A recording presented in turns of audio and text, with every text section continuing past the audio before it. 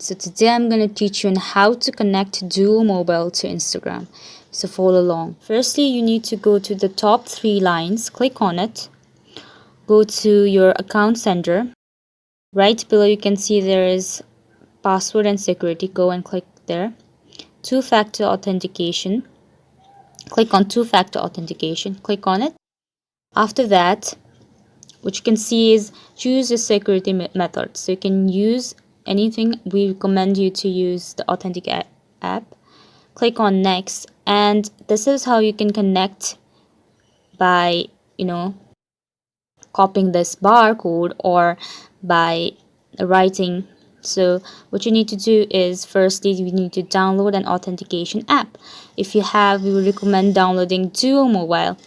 So if you don't have an account, make an account or download the Duo app, and then after you can scan this barcode, whichever barcode will be shown, and then after that scan the barcode in the authentication app and then copy and paste it. Then it will tell you to write your password of your Instagram, confirm it, and then after you're ready to go. I hope you found this video useful. Thank you so much for watching.